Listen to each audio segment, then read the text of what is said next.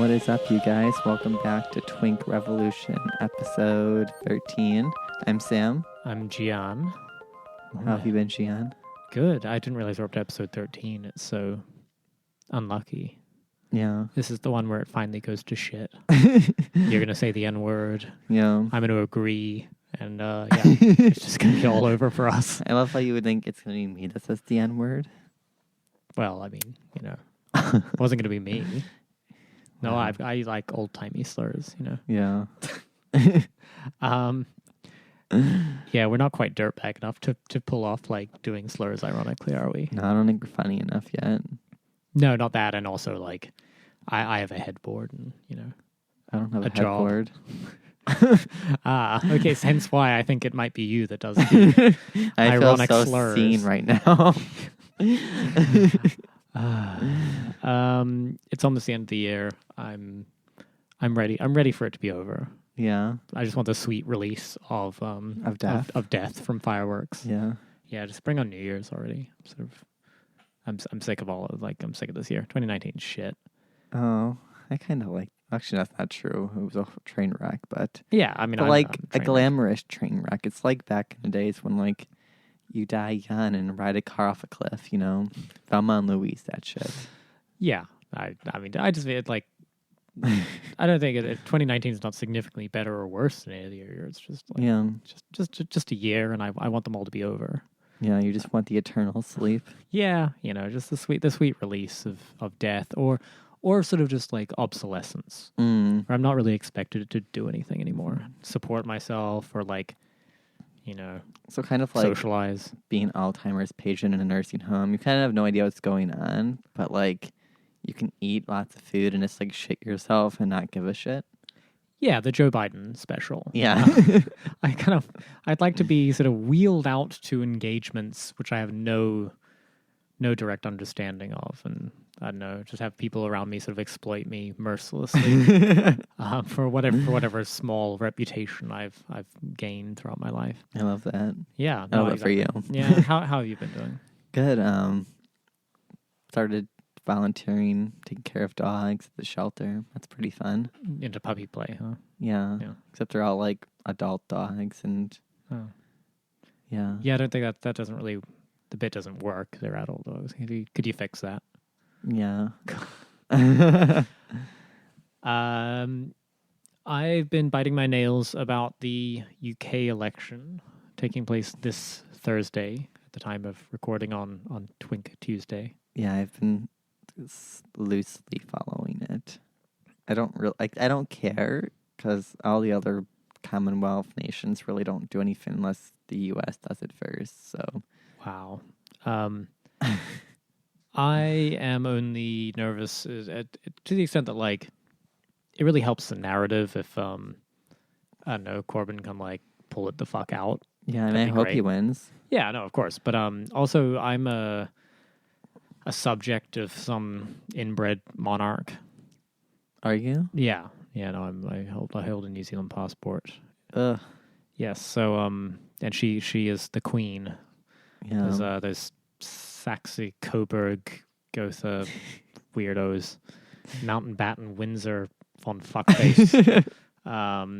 Is the Queen of New Zealand, in addition to, making all the other Brits their personal property or whatever. So I don't really have a personal stake in it as much as, like, I really just hope that, we can finally get an anti-monarchy, rapidly anti-Semitic candidate into power. Yeah.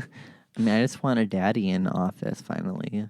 Daddy Corbyn. Boris doesn't feel...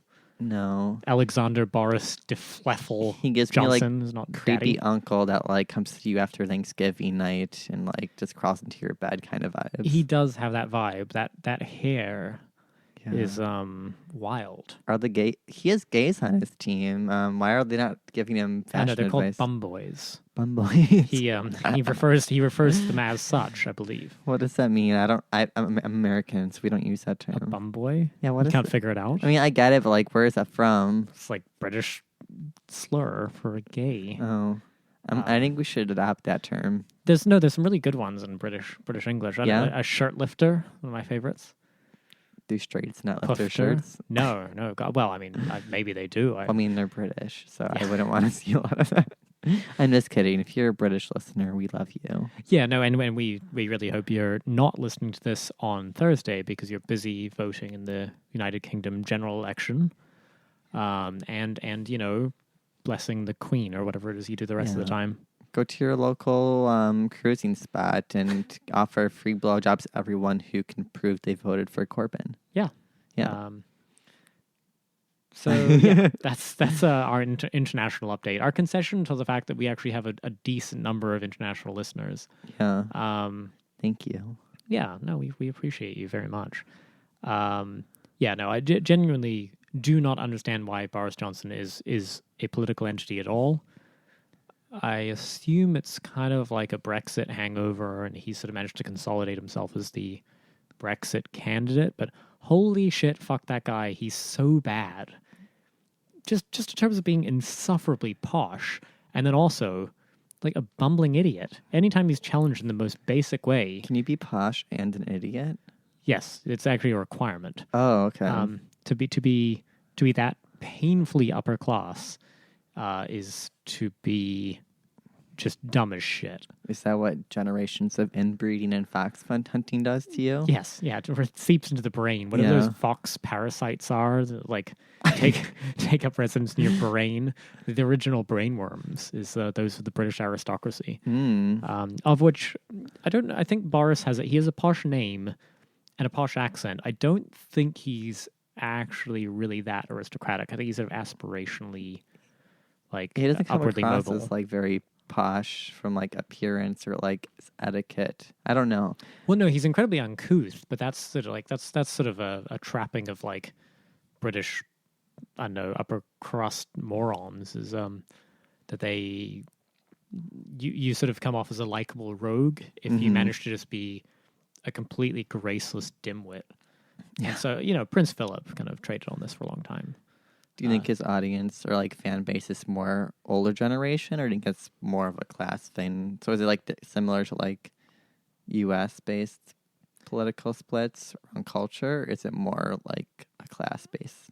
I honestly don't know. I cannot parse it, and I suspect what's happening is that the traditional labor left was just so thoroughly dismantled by the Blair generation of like New Labour and all the like shitty neolibs that they just haven't regained a base. And then Brexit's a really complicating factor, and then shit like the Lib Dems, who are just like spoilers. Shit libs. Yeah. No, the Lib Dems aren't even spoilers. They're just shit libs. It's like if the shit libs got together and got themselves a party and like some professional branding consultants, and we're the sensible center, which of course always means we're the center right. They're the radical centrist. Basically, I mean, yeah. And so they're basically like if the Bay Area was a political party. Yeah, I mean, and you know, I'm not one to do sophisticated British political analysis because You lived there though. I did for a little bit, but I like it was a different world then, to the extent that the Lib Dems were barely even a political force, and it was pre-Brexit, right? I don't know. Yes, how old do you think I am? I don't know. It feels like it's been going on forever. It does. I agree.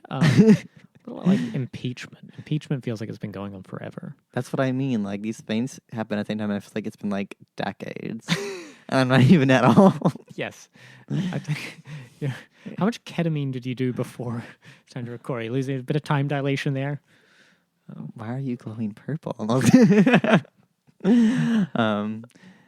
Yeah, I don't really know much about Boris Johnson besides like he's like a conservative Tory neolib off because they're all like there's not really like a conservative way. It's more like it's a bunch of different versions of liberalism. Yeah, but you have to remember like British politics is still class politics. That's what I mean. So if you in some sense just read it as the Conservatives are sort of the party of the sort of stuffy aristocracy at heart. That's why they love fox hunting and all that bullshit. Yeah. And then a kind of like rather base, like, you know, the unwashed masses who you know, would sort of be the New York Times conception of a Trump voter in the US of like, oh, this person's like a disaffected, you know, coal miner or whatever. There's sort of that mythical character. Yeah.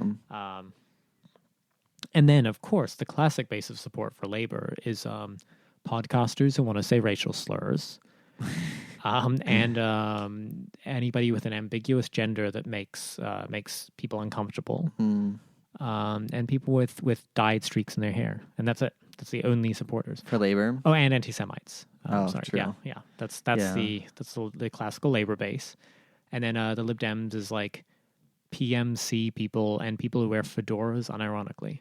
Wonderful. Yeah. And then like the Tories are like, No, that's them. That's the conservatives. are Lib Dems? No, the Tories are the conservatives. I already said Yeah, that. I'm sorry. Fox hunting shitheads. Yeah. Wow, no, that's what we've completed the survey of the British. Good God. I'm sorry. Not- I mix them up a lot. Yeah, but you silly boy. You can't give them church. I'm American. I don't care about anywhere else besides here. That's not true. But Well, I mean, I feel like we've tapped out my limited knowledge of UK general election, but go Jezza, get it done. yeah. Unfollow Tom Holland. He hates Jeremy Corbyn. Yeah, I mean, we will look at him in his Spidey suit all day, but definitely turn the sound down. I don't even think he's hot. So Yeah, not your controversial thing. opinion. Yeah. Yeah. In other news across the pond, we have France. Yeah. It's hope for the world. It's my like one glimmer of hope in like the developed Western world of like any working class change. You know, if we're relying on France to sort of save us, and we're fucked, right? Well, I seem like for inspiration, not for like saving us. They're not going to save anyone besides their own country. Shout out to all the French listeners. Yeah, we love you. You're beating Britain, by the way. So, yeah, there's a general strike going on, which is pretty cool. I saw like Surely that's been going on for 30 years. pretty much it's been like a constant stream of like the strike after strike after strike. But like Every time I've tried to transit in France, trying to go anywhere, like there's some strike going on. yeah, With luggage handlers or, people who are meant to carry my bags or, pick up my dead foxes that I've shot or whatever. It's just awful. What is one to do? The conditions one must put up with. No, I get it. Rules. it's awesome. I mean, I saw like a video. I think it was last week of the toll roads in France just being like taken over by the protesters and just letting all the cars just go for free. I mean, the complete opposite of Extinction Rebellion and helping regular people get around. But also the attitude. I was in the article, who was it? Chicago Tribune, I believe. They did some interviews with like people because like obviously most public transit shut down, a lot of the schools, a lot of the refineries, a lot of public infrastructure is just like closed because everyone's on strike. But I was surprised by the attitudes. I mean, there was like one lady's like, "It's so hard to get to school. Why can't they run a few trains?" But the rest were like, "Oh no, this is good, even though it's an inconvenience to me." Which I'm like, can you imagine that in America? We're like, shoot them all. Yeah. Call out the National Guard to shoot the nurses who dare to step away from their stations. Yeah. It is quite inspiring, and there is there's a political point to be made around the idea that like progressive wins, and I mean it in the broadest possible sense, lead to more wins. You need if you have healthcare, say, then suddenly the idea that like being fired from your job for engaging in strike activity or whatever, or trying to do union organizing or something, doesn't mean like a potential death sentence. Mm-hmm. But I don't even see it as like a progressive strategy. Sorry, I use that very loosely. Yeah, just because if you look at the demographic, it's people of all like cultural situations across the working class. It's like, oh yeah, but it's more working. Like I think the U.S. notion of progressive means good and conservative is bad. I meant in a U.S. context that to win some of these battles in the U.S. would, I think, open the door for more, right? People to dream a little bigger. Yeah, as in something like universal healthcare might cause people to stop and go, wait a minute, if we can, if we can have this and the government can actually do something other than like lob cruise missiles at Yemeni children or something, Mm-hmm. then what else could it do? Yeah. I mean, I don't see a similar thing happening in the U.S. just because the culture war is so strong here, while in France, it seems like this movement's kind of the Gillette Jean. I probably butchered that, but the I've yellow never vest, seen it the written. yellow the yellow vest. vest. So. I was trying to be French and it didn't work. Yellow vest. How was that? Beautiful. But I mean, because there's people from like more of like the right wing working class and like the socialist working class kind of working to advance these labor protections. And I don't see that really happening here because we're about purism and puritanism and this idea that you can't work with the other side because we'd rather care about party contradictions versus like labor and class interests. Yeah, I mean, there is no comparable political part of the spectrum in the U.S. I mean, there's just two parties of two liberal parties of capital. That have some different window dressing on them, and so to the extent that there are all sorts of problems with European political parties and things, but at least there is in each of these movements, right, embedded some idea of like a labor centric party that they're like unashamedly like the only people we give a fuck about is the working class. The rest of you can fuck off. And I don't think Jeremy Corbyn is necessarily that left wing, but he's at least of that tradition. And yeah, there are elements of this to look for many places. In the U.S., you sort of have like young Senator Bernard Sanders, and that's about it. Yeah. Maybe a few political, aspiring political figures, but that's about it. I think also like the cultural difference. I mean, I think a lot of the stereotypes of like French people are kind of like snooty and very like France first and like right into like a nationalistic kind of like preserving the French cultural kind of way. But I feel like in a way that's given them an advantage that American culture lacks because they have a sense of collective unity and like they kind of know what they're worth. They're not willing to be like, oh, let's just let us be treated like shit because we're all atomized and like I'm against you. But they've done it for so long, and it's why like they have one of the best healthcare systems. I think they usually rank like number one for healthcare in like the world. I think so. Yeah, they're usually up there. Like it's protesting. I did it for them. Well, yeah, I mean, but I don't think it's the act of protest per se. And this is the mistake I think people make when they start getting very excited about masking up and going and like punching some Nazis or something, is to say that protest is a specific tactic that's used in very narrow circumstances for a movement that actually has a lot of power. Yeah.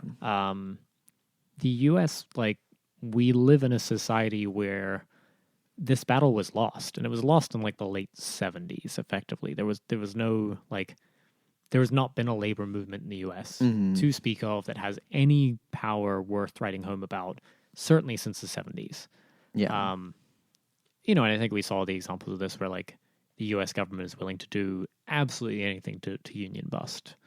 Under Reagan, say, and like so. The comparison of like what is the value of shutting down everything using strike tactics here, well, absolutely nothing, because the only thing that'll happen is like workers will starve to death. No, I agree.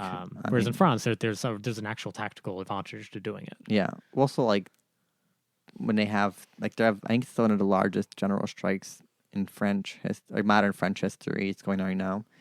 Unlike all the like Twitter people being like, let's have a general strike, and then you ask them what do we want?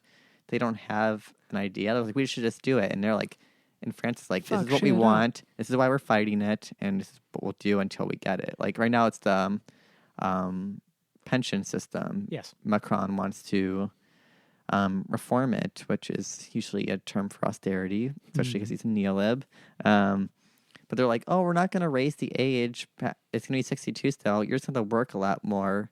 And I think France just is that like a 35-hour work week right now? I think it's about 35 But like hours. Yeah. the French people are like, we're not going to go back. Like no one's going to want to move back. And they have like a fucking spine, which I'm being so nice to the French right now. What's going on? No, I mean, in terms of, so I think the difference, it's fundamental, and I don't know whether this is sort of called a general strike. Yeah. But there is a big difference between the sort of, what I might politely call the sort of anarchist wet dream of a general strike, right? Which is just a sort of like U.S. workers will all sort of walk out all at once and then promptly starve to death 12 seconds later after being, denied basic means of survival. As opposed to a solidarity strike, right, which is done through the context of labor unions acting in concert. So I vaguely remember some stuff from my time in Denmark, right, where there was sort of like the transit workers union was maybe in some sort of dispute, and there were solidarity strikes that started taking place with other unions. And so the idea being that you can end up sort of with the effect of a general strike, but it's like the goals are aligned. The goal is usually to preserve negotiation power for unions, and that's a good thing, right? The idea being like, if you engage in certain tactics while negotiating against the transit workers union or whatever, then you will feel the wrath of the manufacturing union or whatever. And so I think that's more of what's happening in France, is that the various other unions are striking in solidarity with the original dispute, or their shit's getting messed with too. But the important take-home point being that it's always about an actual sort of direct selfish interest. Totally. It's the libertarian dream, is everyone just acting their rational self-interest. Yeah. But acting collectively in their rational self-interest. I don't know. It's always annoys me when sort of the American rad lib take on what socialism is or can be, is that it's altruistic. Yeah, that it's altruistic. It's like no, it's absolutely not. It's a conflict in which you insist that you will win, that you will be on the winning side. Yeah, like I don't want these things because like I think it's just like morally righteous, like because it's going to impact you directly. It's why like you're going to work on things that impact your life far more than you're going to work on like some abstract idea that you have no power over. Like right. I don't know. Like the idea of moral good is one I personally subscribe to, but I don't think it's something that actually animates political change. There's no material basis for that. Right, exactly.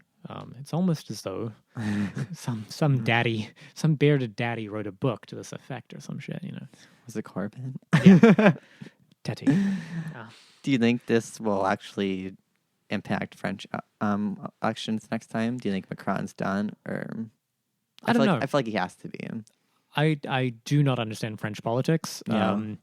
The utterly monstrous, Jacques Chirac managed to cling on to power for like 10,000 years, despite being just awful. Was he the Socialist Party guy? I don't even remember what his party affiliations were. It was like they're more like social Dems, anyways, but. Yeah, he may have been of the French Socialist Party. I really don't quite remember. I feel like every party in France is named, something socialist. I feel like a Frexit is in the midst. Yeah. Like honestly, I just think for one, France has always been like one of those countries that's been really talkative about leaving the EU, and like, I mean, Le Pen last election really got a large base. Like the gay men actually elect just because like they're part of the identities in French culture, and like they're worried about a bit of fascist play. Yeah, it's a bit hot, those uniforms. I mean, she's awful, but like I could see either the Socialist Party resurging, which I think definitely, or it's gonna go the right wing way of like a right nationalism, like Le Pen and her party. Yeah, I feel deeply underqualified to like judge French electoral politics, just because like, I mean, no one thought Macron was going to win, and he won. I thought that was sort of on the cards. Oh, you thought?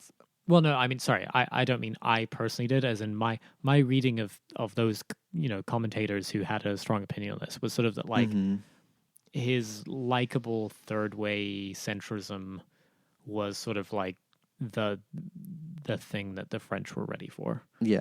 You know, give it a go. Have yourself an Obama moment. Feel the disaffection. But to extend that metaphor, because you know it's either that or Harry Potter, is to say that you know maybe there's a second act for him still, in which he gets to disappoint everyone even further, and prove the absolute depth of his moral ambiguity still. I always find it odd when like a lot of like lib gays just like I remember a lot of them like really liked Macron because they thought he was attractive as well, kind of like a Trudeau effect. Same with like not because they're attractive, but like a lot of people clapping at like Angela Merkel, and it's like she's hot. What are you talking about? In any other context, these people like they're right wingers. Like it's like when you go outside of the U.S., it's just like, oh, we're gonna support the most right wing party who just wants to like neoliberalize the economy to shit.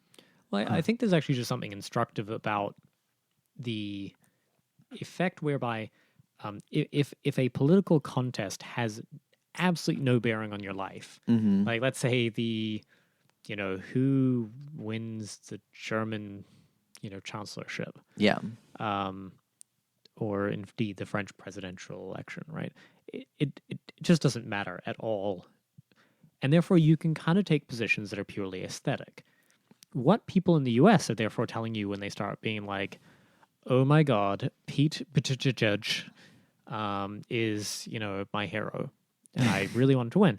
What you're saying is you just have no dog in the fight, because your life is fine either way. You will be comfortable no matter what happens. Yeah, there's no political stakes in this. You're not the one that dies from lack of insulin, or like or dies because this fake gay man is running for president. Yes, no, well, and it is to reduce it all to something that has no basis in material conditions. Is merely just an aesthetic preference you're expressing, and that's how you can start yes queening over Kamala Harris or Finland.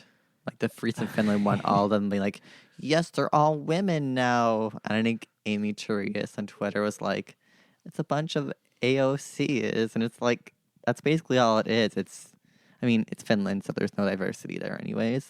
So it's just like, oh, they're women. They're young women. Wow, look at all these white women. Yeah, and any other context, they'd be they basically could in any party be like, you're either social dems or you're like far fascist. You can't tell the difference. They're all blonde, white haired. You're doing a white supremacy in Finland. Yeah, where's all the POC is? Well, and staying with Europe, and but moving closer to my heart and mine. Oh yeah, you're a little bit swarthy, aren't you? Italy, yes. My ancestral homeland, and how I end up with such a silly fucking name. Yeah, Gianni. Yes. So the Italian mafia is woke now. They're pro-gay. I actually didn't realize this was like huge news, just because knowing gay history, a lot of gay bars like Stonewall were run by the mob. The Italian American mob. Yeah. I wasn't aware that there was like a huge distinction between the two. Well, you haven't done your research because I clearly haven't. No, I'm only saying like there was only one source text you had to reference for this, which is to watch all 6 seasons of The Sopranos. Like this is all you needed. And in fact, for the next 39 minutes of this podcast, we're just going to talk about The Sopranos. I'm sorry. So you're going to hear 39 minutes of Gian talking. Oh, you didn't watch it? Oh, well, let me tell you. I watched part of it. So the no, I mean there's a famous subplot in Sopranos where one of Tony Soprano's crew is outed as a closet gay, Vito. Oh, I've seen that part. Yeah, you watch the parking lot blowjob of the security guard that Meadows' boyfriend spots, and he eventually dies at the hands of spoiler alert. Sorry, at the hands of the Phil Leotardo's crew is deeply homophobic. So this is a big move. I think it's great. I want woke games. Yeah, I mean, well, to the extent that the mob are allies. I mean, it's a specific one. It's from southern Italy, It was the I'm gonna let you say the name. It's Let me find this one. Sorry, I'm trying to look. Oh, Jesus Christ! What the fuck is that name? No, I'm not even trying to say it. Ndrangheta. No, that's why I looked it up to try and pronounce it, and that's what this is some dialect thing or something because like there's Italian. The thing I love about Italian is it's so phonetic. It's like the southern Sicilian kind of version of the mafia. I don't think it's this. I think it's more. I think this is sort of Naples-ish, but anyway. Yeah. The point being, some prosecutor, anti-mob prosecutor, named Nicola Gratteri. Yeah, has said that this crime syndicate now welcomes gay members, which I honestly like. This story might be true. This is from Queer Tea, reporting this. I do feel like this could just be an elaborate joke with this prosecutor just calling them gay. It sounded like that. It would kind of be funny if he's like, haha, the mob are fags. Because she says it undermines their image of themselves as tough, virile guys. But the mafia has evolved along society. Gays can now be accepted, even as foot soldiers, so long as they don't parade it in public. She later goes on talking about how gay men in the mob can openly attend gay bars. It's a guy, by the way. Oh. Nicola is that the man's name. I don't care. Yeah. Whatever. I'm like Tesla. Yeah. They can attend gay bars, have boyfriends, exchange passionate love letters, and even perform as drag queens, as in the case of Lady Godiva, who is the son of a prominent mafioso. They've exchanged passionate love letters? Like what? Maybe that's very, like... It's very specific. But I feel like that's probably something I would imagine, like, Southern Europeans still actually doing. You don't do this? No. How Italian are you again? Are you like... I'm like a third. Both my mom and dad have like pretty decent Italian in them. Yeah, so I mean, you don't do this. Like, how do you spend your leisure time? I just write passionate love letters constantly. I write passionate emails. How modern. But no, I can't tell if this is like a real thing where like the the mob is actually woke now, or if it's an anti-mob prosecutor calling them homos and being like, yo, your son's a drag queen, and it's some sort of like calling out challenge. Because apparently this particular prosecutor, they tried to car bomb him. Yeah, he's under protection from the police, and it's had multiple attempts on his life. And Queerty, just to make shit like really, basic as shit, was like, that said, we hope any attempt at a Godfather Part 4 includes a drag performance. Corleone. Kill yourselves. Corleone, sorry. There's a typo in there. This is awful. So anyway, I personally support the woke mob. The politics of the mafia are sort of interesting. It sounds I could buy it to the point where it's like, oh, as long as you don't parade it in public. So it feels like a very like Southern Eastern European kind of attitude towards it, where it's like, because they're very Catholic. It's like, oh, it's fine, just like don't do anything about it, or like just like you're the artistic child. Like you're not gay, you're artistic, or you're creative. Like it's like people know, but it's like it's not something like an American society where it's like just like, woo, rainbow glitter everywhere. Like that's not the attitude. I think it's there's a much higher degree of like social acceptance in Italy than there is of political acceptance. Mm-hmm. The US has, I think, almost the opposite in many parts of it still, right? Which is a high degree of sort of legal and political acceptance, low degree of social acceptance in families or whatever, in terms of like outside of specific locales. Shit's getting better, of course, but like the idea that Italy is sort of run by the Vatican is to understate the complexity of the thing, which is to say, yes, they have a huge sway, but they mostly have a huge sort of official sway. Mm-hmm. In terms of the actual like day-to-day social acceptability, it's going to be like you'll probably meet fewer deeply homophobic Italians than you will meet sort of deeply homophobic, I don't know, Americans if you like travel outside of some coastal cities. Yeah, I mean, I think also, like at least an Italian American, like my mom's dad's side has a lot of siblings, which is like pretty normal, I think, for a lot of older Oh Italian yeah, families. giant families. I But, mean, like- my dad's family, huge. That's gonna increase your chances of gays in the family. Like You're gonna have so many. like my mom's aunts on from her brother's side, all 3 are lesbians. Like, what's the chance of that? Like, Yeah, no, I mean that's the thing is like there's always the gay cousin in every generation. yeah. I am one of more than one gay cousin in my generation. Shout out to my cousin who I think listens. Hey Joe, how you doing? I'm the only gay in my family that I know of. That's weird. I mean, there's possible ones, but Yeah. So anyway, I think the takeaway point from this is watch The Sopranos. For God's sake, it's so much better than like any other prestige television. yeah.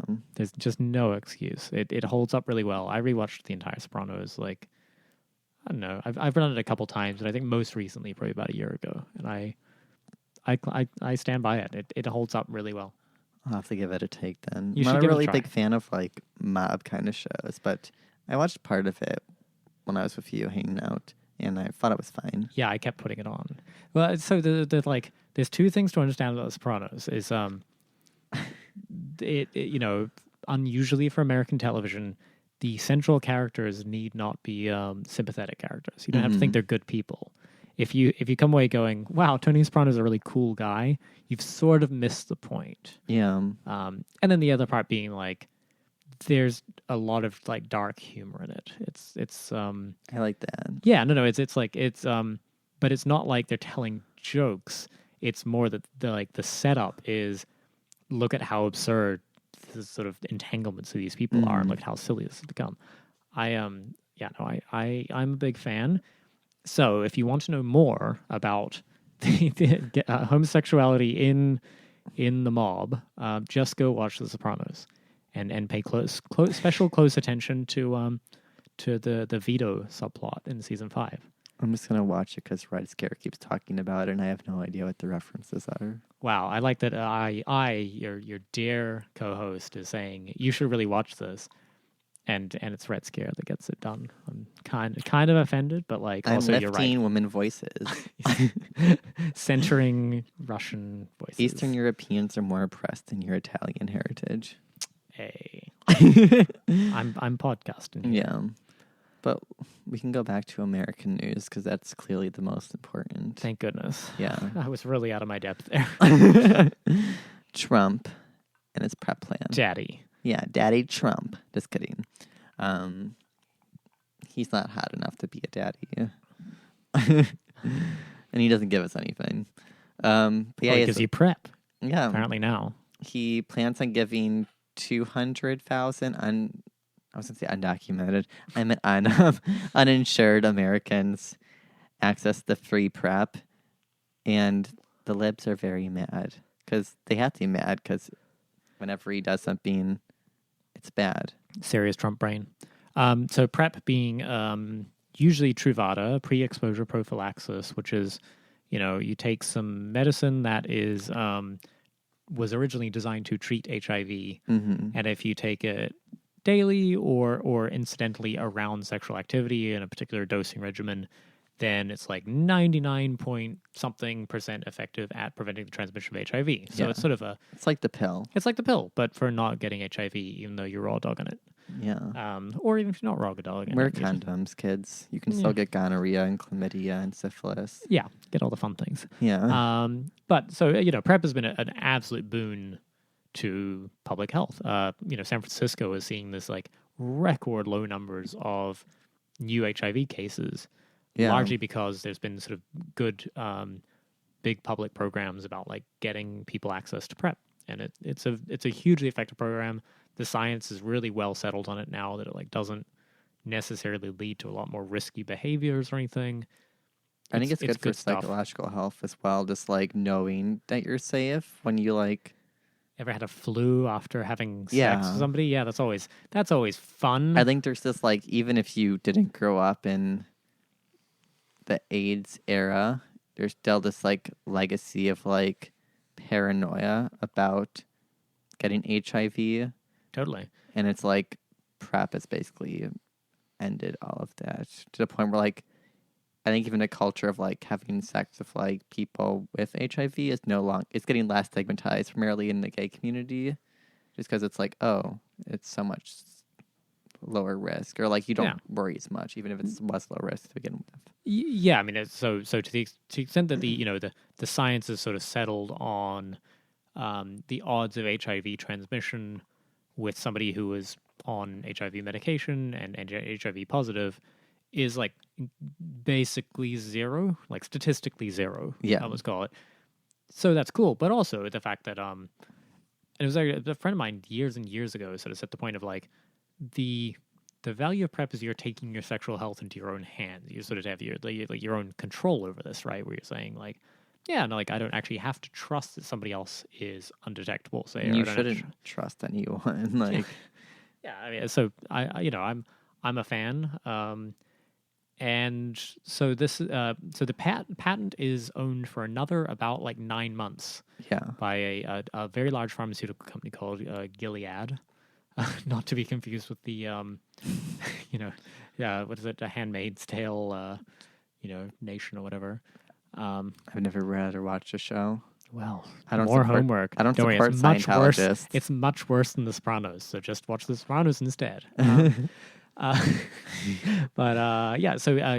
Gilead was sort of AOC blew them up in Congress one time quite recently about like, why is this medication $2,000 a month in the U.S. and $8 a month in Australia, which is a valid question. Yeah, the answer is patents, drug patents. It's horrible.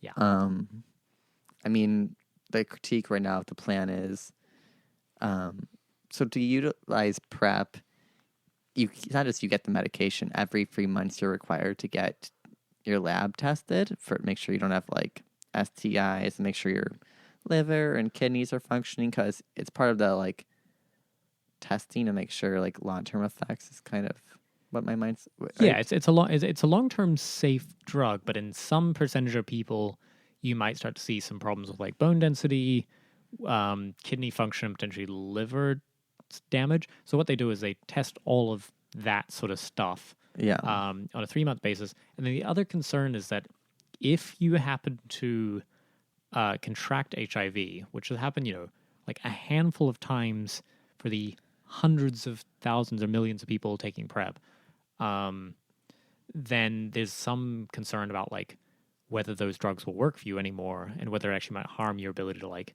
use a cocktail of drugs to get your viral load down to zero. Yeah.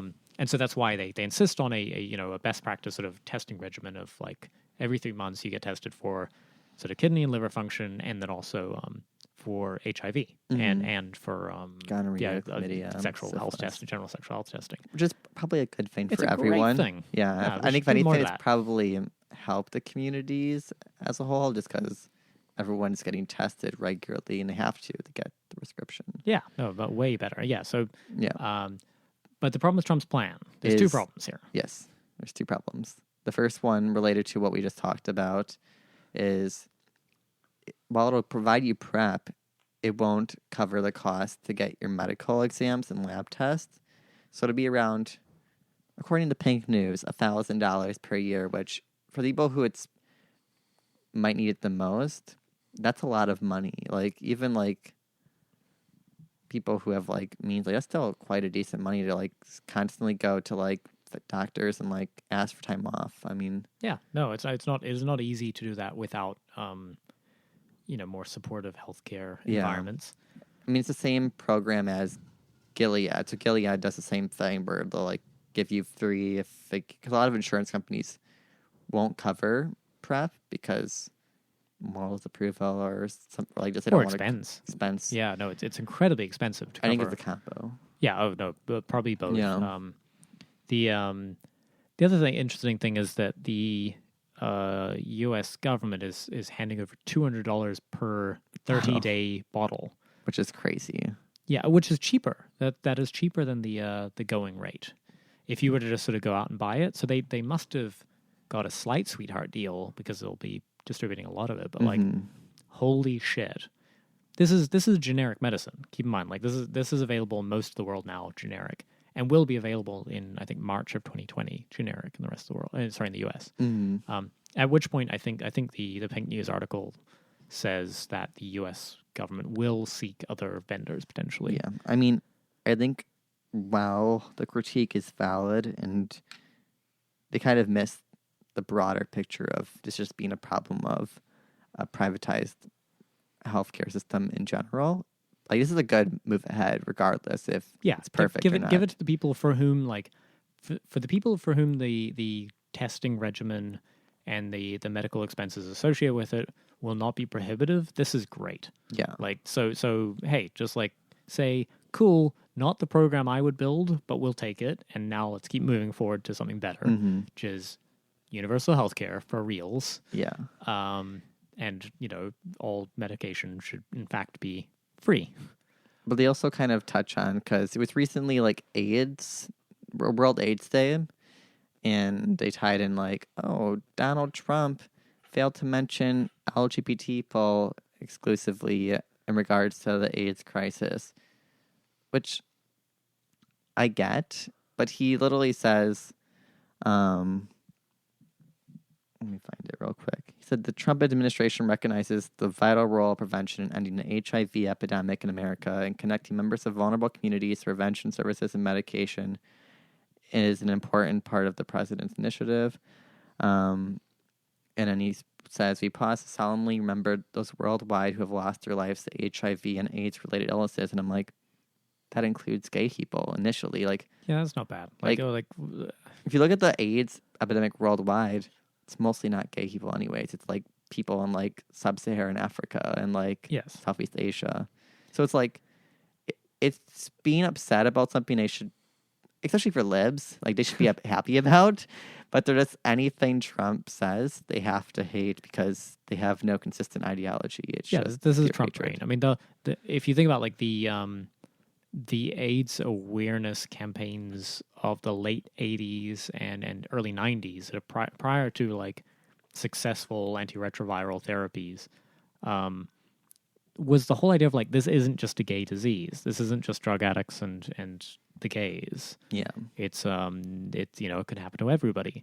So now Trump's failure to call out the gays by name specifically and hold, say, 3 special presidential debates for the HR fucking C, is seen as a failure. I just, this is a Trump derangement syndrome. It's also hilarious because, like when Reagan was in power, he just didn't talk, he ignored the topic. And about 5 years, Guess who supported him? Warren. Like, why isn't that a topic? Because that's like probably at least he mentioned that thing. Like, are we not going to go into like other presidential campaigns histories and be like, oh, you completely ignored it as well? And like, well, I just think it would actually be in poor taste, right, if he belabored the relationship between HIV and the gay community. Like, yes, there is clearly a link there. That's something like we get to talk about and get to, you know, talk about with sadness in our own community.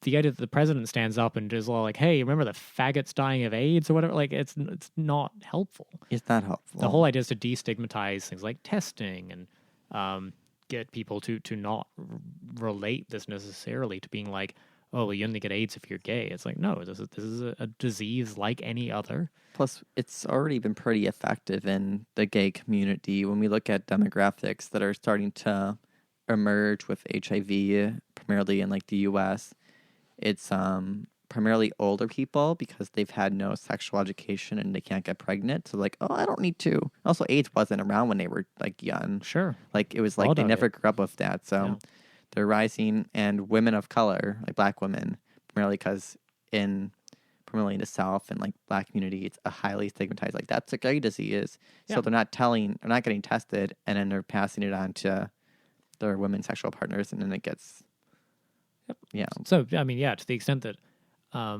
if you are of a sort of rad lib persuasion, but you're just obsessed with Trump, you would have to imagine in this case the best sort of evidence we have around like public health communication would say not necessarily spelling this out as a a gay disease is probably like the right move from a public health perspective. Oh yeah, I didn't even think of that. Yeah. So yeah, I mean, like, Well, it's our disease. We own it now. it's ours. It's branded. We did it. It's AIDS TM. So I don't know. So you know what? Trump can be terrible and all that or whatever, but like, you know, just chalk it up to a win occasionally. Even a stop clock is right twice a day. Yes. And this is much better than nothing, and you don't get to call him out for not pandering to the gays. Yeah. Twinks for Trump is over. That era's done. Yeah, but I mean, these publications hate anyone that defies neoliberal, like, democratic order. Right. They were shitting on Bernie for like not going to the 17 human rights campaign sponsored LGBTQIA plus forums or whatever. So there was just like, I think it was Pink News, let me just double check, where they published an article saying, Jonathan Van Ness from Queer Eye cried after backlash from Bernie Sanders supporters. Going back to like that video where he basically was like, at least Reagan had his hair in like a nice suit. That makes him like, that's not something. He was like trying to brush it off as a joke. I'm like, but where was it funny? yeah, like, if you could make a joke like that and be funny, but I don't think anyone's laughed from that. Like, he was being serious, and I think he's trying to use this. Well, I mean, I will give some leeway to say, yes, he was sort of trying to be flippant or funny. And, like, under another circumstance, right, if it wasn't such a deeply self-serious person saying it, then it might almost be. Well, remember he said it after Karamo Brown was like, not about those politics, not about his appearance. Yeah. And then he was like, I hate to say it, but I absolutely agree. And then he makes that comment. Yeah, exactly. So that's why I don't think it's a joke. I think he's trying to brush it off because he's branded as a comedian, even though he's not funny. Like, yeah, I mean, I don't think he's actually saying he's a Reagan supporter. But to say that, no, I given don't that think there that was either. that people are not really mad about the comment in isolation.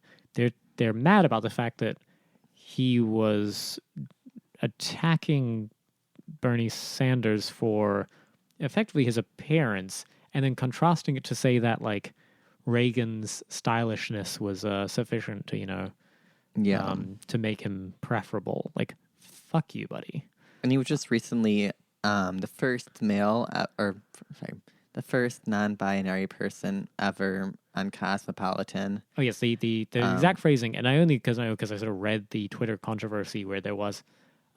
He goes by he, him, by the way. He goes by he pronouns, but identifies as non-binary. Yes. And it was the first, non-female. That was what it was, yes. Cover person, whatever. But in that interview, he kind of touches on this whole thing.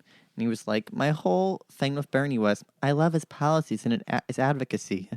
But if a woman presented herself the way he does, she would never become a mayor, a congressperson, or a senator. Oh, he's a feminist. For one, that's good. That means you're not a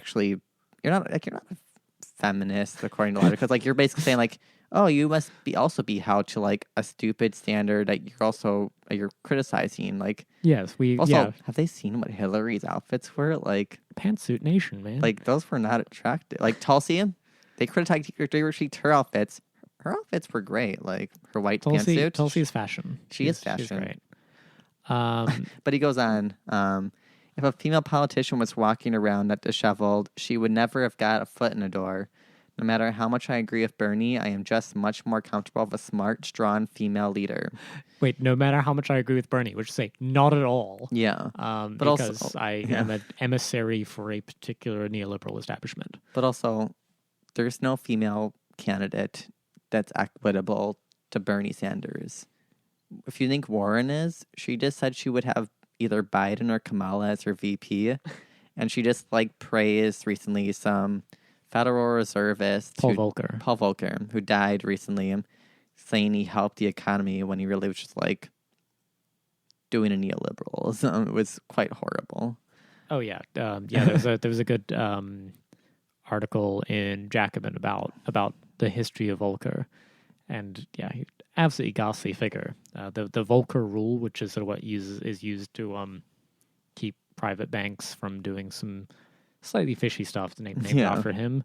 But yeah, he was a sort of Reagan and Carter administration. He was pitched by Rockefeller, one of the Rockefeller family members, and Warren was behind him. But also this it's out in an article. They're basically introduced the piece saying Jonathan Van Ness is a comedian, and he's also just the person. And then they're basically trying to like kind of make him seem like he's just a regular person who just like curled up in a ball and cried his eyes out. People on Twitter were mean to him, which means like critiquing his ideas, which is like a taboo in modern discourse in America. But also, he's not just a person. He's one of the like top gay celebrities in possibly the whole world right now. He has a giant platform, and he's utilizing it to basically fuck over all the poor people. Right, just dunking So, like, on Bernie. Yeah, I don't fuck him. feel bad. Like, he cried. Oh, no, I'm sorry. I'm No, like, yeah, like, crybaby motherfucker. go, for one, don't talk politics if you're going to get upset. Like, especially on Twitter. Like, don't talk politics if you're not going to handle it, because it's not a nice place. Like, it's not like this, like, oh, we're all nice discourse and we're all polite. Like, that's Well, that's completely once again, it's going back to fucking the idea you ludicrous. have when you have no actual stakes in this, right? He like a Trump presidency does not affect him personally. Yeah. He could buy PrEP. We said in one of his last articles. He did. I'm like, I could not afford that. Like, No, he lost, but he was able to shell out $3,000 a month or something. Yeah. Without having lost insurance or something coverage, he was able to just like shell out for HIV medication and things. He said, I'm obviously joking, but Bernie's fans find that 1 minute of video and put it on Twitter, Van Ness continued. The remark caused universal criticism from not only within the LGBTQ plus community, but also a ton of straight men, according to the Star.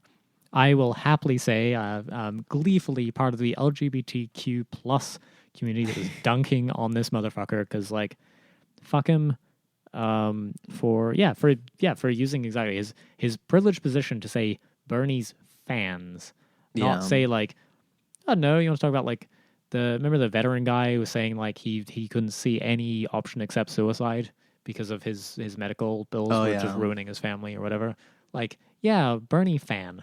Totally. Yeah. Oh, like what did you just they're just being so mean. Like fuck you. Like interview after interview of like people asking him questions. They're always like, "Oh, our family's in like crippling debt from college and healthcare." It's like, of course they're fans. He's the only person who's offering them a way out and not like onto the streets or like dying. Like people are dying because of these neoliberal policies, and he's supporting someone based off of what's between their legs. Like, Yeah, have you seen More Naked? We don't know what she has. Like it's so stupid. Like you can have Warren's plagiarized booty judge Medicare for all who want it plan though, and that's almost the same thing as not dying due to lack of health care or ability to feed yourself or whatever. Like, also, great. all the straight Bernie bros who were mean to him are far better comrades than he'll ever be, because at least they recognize that this isn't shit to mess around with, and it was in context of gay people. So it's like, of course, that's actually much better than like making some snide comment being like, "Oh, Reagan, of course he was bad on AIDS, but did you see his outfit? It was totally fine. It makes him better than Bernie." Like, yeah, I can't think of any sort of straight comrades who would think that was something they would feel comfortable saying. no. And also, That would be insensitive if it came from them. I think he's probably the most popular of them. And yeah, he has an inexplicable popularity. I don't understand the appeal, personally. I think it's because he embodies this kind of gay best friend, like very feminine and like do your hair and stuff. And it's kind of like, it's nothing against him, but just more just like a broader societal Well, I mean, point. Queer Eye has always been the embodiment of like a straight person's view of queerness. Yeah. And yeah, so that's the whole idea, right? Is like you necessarily play into certain stereotypes. Say that like you're giving interior design tips and fashion tips and personal grooming tips. Like, it's very problematic. Yeah, well, it's I don't know. It's a kind of cheap playing for a straight audience, and that's fine. But the Vegas what is the Las Vegas show, like sex Oh, tips for straight women from gay men or whatever. Yeah. It's the same fucking thing. And I think the Vegas show is probably in better taste because at least it acknowledges It's a comedy. sex. No, no. At least it's not devoid of sexuality. Yeah. That's the thing is to say that interior design is an innate quality, but like fucking is not is pretty bad. Like I mean, It's also like very like if you watch like in the show, it's very class natured. Like they always show them when they're not in the house of like, oh look at this crappy house and like their crappy clothes and like their crappy food, and then they go back to like this like decorated like penthouse suite with like their French bulldog eating like fancy avocado toast and like drinking champagne. It's like, who is this for? like I'm sorry, but that's really fucked. Like, well, I mean, isn't this is sort of the Trump effect in terms of like what people admire about the guy is the fact that he eats his fucking like McDonald's Big Mac on his gold-plated toilet seat or whatever, like while taking a dump. And when he got mad when he brought a bunch of like fast food when there was like athletes, I don't think he was being like a dick. I think he just thought like, this is what I eat, so as everyone else does. And like most odd Americans do eat that. This is food. Yeah, but no, I mean the whole the tacky opulence of Trump, right, is like is exactly the same as the Queer Eye guys like drinking some expensive fucking imported champagne. Yeah. And being tacky as fuck. Like, here's my Gruyere cheese on my like gluten-free artisanal crackers. Like, yeah, like this is the same. This is the exact same aesthetics, just like for a slightly different like PMC audience. Yes, it's gross. I don't like. I started this conversation kind of just forgetting that Queer Eye existed, but now I remember and I'm mad. Yeah, it's horrible. But yeah, the media hasn't stopped, and I feel like they're trying to push this narrative of homophobes for Bernie. I haven't met any, but let's bully Jonathan Van Ness into not voting. Yeah, I'm gonna go on Twitter. We're gonna go bully Jonathan Van Ness on Twitter. Don't after this. do that. No, we're gonna do it. We don't have a big enough audience for it to matter. Okay. Go, please, every single one of our listeners. Go. How many Jonathan. listeners do we have? I don't know. It's in the like hundreds of thousands. Like I don't know. Like everyone, please go bully Jonathan Van Ness on Twitter. Like this is officially hate speech and not satire. We're canceled. But Queer Tea also did a hit piece on Bernie Sanders because he got a recent new aide who has a history of homophobic and racist tweets. His name is where is it? Darius Gordon. He's the director of constituency organizing. And I just want to start before we go into detail in the article. They called him racist. He's a black guy. Can I just say about this? I am so excited about this article. Oh my god! Because the problematic tweets, I'm going to get to read them out. Oh, they're so good. I'm going to read them out, and like you can't call me on it. No. Just to be clear, I'm just quoting this African American Bernie Sanders aide, who other people have problems with them. These tweets, I have no opinion on them, but I'm going to read them out. And if I giggle uncontrollably the entire time, you can't get mad at me. They're also from like 2011 and 2010, which is almost a decade ago. I love digging into old tweets. It's like the best activity. It means you have a life. Yeah. It's like, who that's an awful time. Like, if he had thousands of, not tens of thousands of tweets, imagine just scrolling through trying to find something bad. Yeah. He's since deleted his account, likely over old tweets uncovered by the Washington Beacon that reveal racist, sexist, anti-Semitic, and homophobic remarks. Oh, yeah. Ready? Here's one.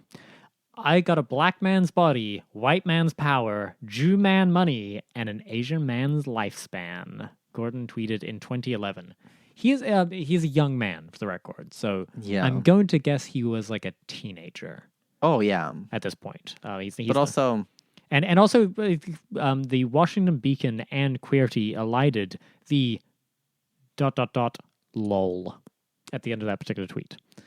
Oh, yeah. But also, like, white man's power. Okay, like, yes, if you live in America, there's a racial thing. And, like, I don't think saying Asian people live long is bad. Is that bad? I mean, the Jew man money, Like, maybe that's bad, but It's all about Benjamins. in like 2010, like all the rappers were making references to this. Like, 2011. It wasn't like- it was a different time. yeah, South Park was making Jew jokes constantly. they still are. Yeah, I mean, fucking, God, what is what's that show? Drawn Together. Remember that was on TV? Hilarious show. And they're literally like the Jew producer. Like it was just a different time. There's like I don't need to defend these tweets. No. But simply saying like, you know, digging into the shit and canceling like an incredibly young person for tweeting some just incredibly nothing shit. In 2010, Gordon referred to the students of Jefferson Junior High, which might give you a clue to his age, Yeah. as fags. He also used a slur to refer to the Pittsburgh Steelers, which, the best part about this is Queerty.com, you know, wonderful news site that has spelled Steelers, Pittsburgh Steelers, Stealers.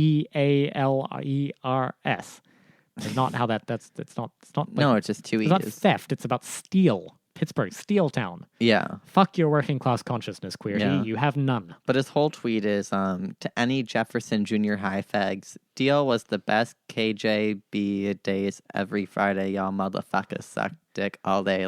LMAO. I find nothing wrong with this. It's fine. I mean, this could actually be allyship. I don't know. like to the extent that like We if give him I tweeted this exact thing, it would mean I was saying like, hey friends at school, well done on your dick sucking activities yeah. thus far. We've all done good, and we should all congratulate ourselves. I'm personally not offended by this, and if he meant it offensively, I give him permission.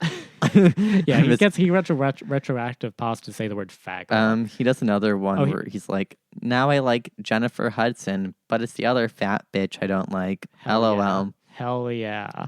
2011. Here's a good one. Fuck Asian people looking like, period, capital white women with blonde hair all look the same, exclamation mark. He tweeted in 2012. So he's saying basically like Asian people don't look all like white women with blonde hair do. Yeah. Where's the lie? Yeah. Exactly. I mean, whomst amongst us hasn't done some bad tweets? Like in college, there was like 80% female and a lot were white and blonde.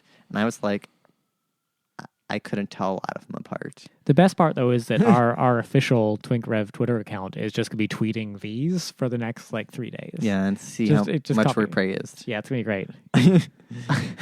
And also, wait, who was the other fat bitch? This wasn't Jennifer Hudson. They don't explain it. I want to know. This is where's the fucking Vox article on this shit? I need an explainer. I need a Vox explainer. I cannot parse this. All right. Neither Gordon nor the Sanders campaign is yet to comment on Jesus Christ, the language of it.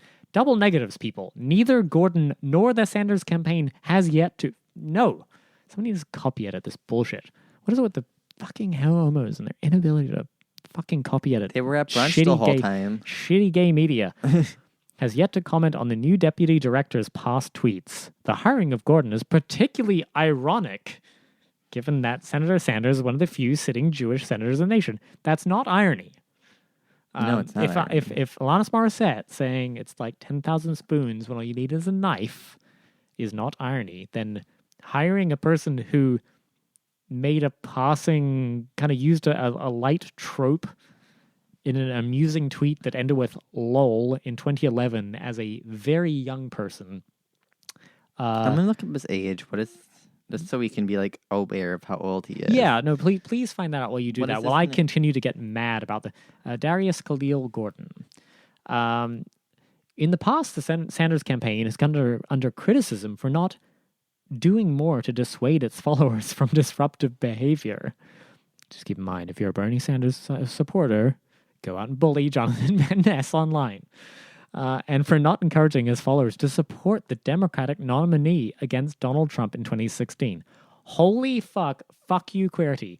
Do you remember there's a thank you letter from Hillary Clinton to Bernie Sanders saying thank you so much for all your help campaigning and the 31 campaign stops you did in 26 days or something on her behalf. Yeah, this is just baffling. This is just neolib shit. I can't find his age. I don't really care. He deleted his... He's young. He's literally talking about He looks Jefferson Junior High young. Yeah. in 2010. Which I'm like, that's not relevant unless you're like in high school or like. I'm going to guess he is currently in his early 20s. Yeah. I mean, 10 years ago, I was like in like high school or middle school. I was in middle school, I think. I don't know. Were you at Jefferson Junior High, you fag? I feel so seen.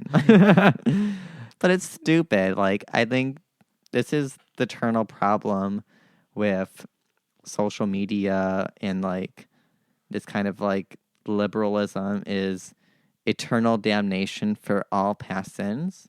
Like, you never can redeem yourself ever, and you must call out. It's like it reminds me of what is it called when you like explain your misdoings in like socialist circles? Struggle sessions. Yeah, struggle session. It's literally like a struggle session, self-crit. but with like no ideology and just like it's not in service of the revolution. It's in service of maintaining the status quo. It's stupid. It's like yeah, it's just really fucking dumb. It is really I don't fucking care. dumb. Like, enough. I don't think we should hold people down for like. None of those were serious. They're all jokes. Yeah, like there's no sense of irony and humor anymore. Like, well, this is the like every time you sort of get these like just shit libs start calling people out without fail, somebody else just goes and like tweet searches them for the word like Asian or some slurs or something. Yeah, for the N-word, and you'll find invariably that like many other people of that era, they were in fact using that particular language at a different time when societal expectations were not the same. And I mean, we said not to say it's good. I made gay jokes and I was like in the closet and gay, but like everyone did it. Like, I still make offensive gay jokes. Like, doesn't mean that's right or wrong, but like we can't hold people to like a different standard because we've progressed in some way. Well, I mean, you have to believe that shit that somebody might have said in a sort of demonstrative way a decade ago is indicative of their current views, and makes them, quote unquote, problematic. This is an ontological category you are, and you are a problematic person. Not, hey, that was a shitty thing to say. And clearly, if you don't repudiate it, or if you're like, no, I still think those Jefferson Junior High fags are the dumbest motherfuckers ever. Whatever they suck dick. Then like, yeah, that would be a problem. But there's a difference between, say, like repudiating past beliefs and then obfuscating them. It's kind of like, remember that guy who did the really awesome video of Bernie, and they basically were gonna have him do like video editing for the campaign, and then like, he withdrew because he did some like funny video of like MLK like years back, and I had a wet dream. Yes. But it's like, this is what they're doing. It's like, they're also doing it with like Linda Sarsour, who I'm not going to defend because she has plenty of issues. But it's like, you're just looking for anything to damn anyone tied to him because they're worried. But the thing is that this is ideology at play. And the difference between, say, Elizabeth Warren obfuscating what her views were 10 years ago versus somebody saying like, okay, I was a dumb kid and like, this was like, I thought it was a funny joke at the time. I don't think it's funny now. It's not how I behave now. And then we all move on. Like, there's a very difference between like being a member of the Nazi Party and being like, I only did so many genocides versus I said some dumb shit that I thought was funny. I don't think it's funny. Like, it's not funny now. Whatever. It's a good point as well. You just made. It's like, I think for Warren, a lot of people were like, oh, she's changed because of all her like woke virtual signaling bullshit. But like, nothing's changed about our ideology. It's all neoliberalism. But like, for him, like, if he's truly an anti-Semitic, racist, like homophobic, anti-woman candidate, why would he support a Jewish man of a mostly women campaign team? And he's black. And then, like, clearly Bernie has a very pro-gay record. Like, you're not going to support this man. He'd be, if he was really all that, probably be like a, I don't know. Words speak louder than actions. A Buttigieg supporter. Or exactly. That would be the place to go if you were rabidly homophobic. Yeah. And, he makes and a bit racist. Me too. Yeah. Well, that is mostly our episode. We just want to remind you If you're you British. no, or if you're American, you still have about 24 hours to get on a plane, go do some election fraud, and go vote in your local Labour district Well, you can do for that. Jeremy Corbyn. Totally. I'm going to go vote 17 times. Yeah, go vote Labour anywhere you are. Yeah. Especially if you're in Britain, vote for Jeremy Corbyn. Don't think you're being terribly smart by doing tactical voting. You're not. Just vote for Labour, and then you can start critiquing them the day after they're in power. You can start shit talking them, and we will be right there with you shit talking them. Yeah. And for all you stupid Americans, vote Bernie Sanders 2020. Vote for Daddy Bernie, bitches. Yeah. Vote for your daddies, because daddies never let you down and take care of you. All right. See you next time. Bye. See ya. Bye.